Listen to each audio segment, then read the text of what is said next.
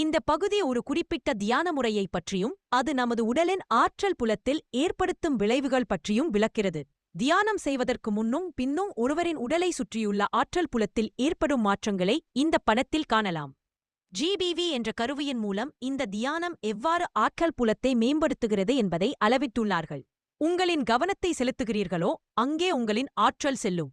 தியானத்தின் போது உங்கள் உடலின் பாகங்கள் மீதும் பின்னர் அந்த பாகங்களை சுற்றியுள்ள வெற்று இடத்தின் மீதும் கவனத்தை செலுத்தும்படி அறிவுறுத்தப்படுகிறது. இப்படி செய்வதன் மூலம் உங்கள் கவனம் விழிப்புணர்வு மற்றும் ஆற்றலை பயன்படுத்தி உங்களை சுற்றியுள்ள ஒளி மற்றும் தகவலின் புலத்தை உருவாக்குகிறீர்கள். இது சிதறியிருக்கும் ஆற்றலை ஒருங்கமைத்து உங்களுக்குள் ஒரு ஒத்திசைவான ஆற்றலை உருவாக்குகிறது. இது மாணவர்கள் மத்தியில் மிகவும் பிரபலமான ஒரு தியான முறையாகும், மேலும் இது பல வியக்கத்தக்க முடிவுகளை தந்துள்ளது. இந்த தியானத்தை நீங்களே செய்ய விரும்பினால் அதற்கான அடிப்படை வழிமுறைகள் கீழே கொடுக்கப்பட்டுள்ளன.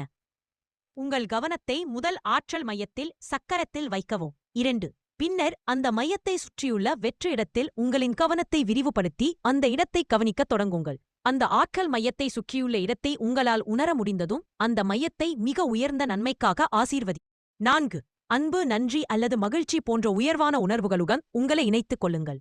இது அந்த மையத்தின் அதிர்வெண்ணை உயர்த்தி ஒரு நிலையான ஆற்றல் புலத்தை உருவாக்கும். 5. உடலில் உள்ள 7 ஆற்றல் மையங்களுக்கும் இதே போர் செய்யுங்கள். 2. உங்கள் தலைக்கு மேலே சுமார் 16 அங்குலம் உயரத்தில் உள்ள இடம் வரும்போது அந்த மையத்தை நன்றி உணர்வுடன் ஆசீர்வதியுங்கள்.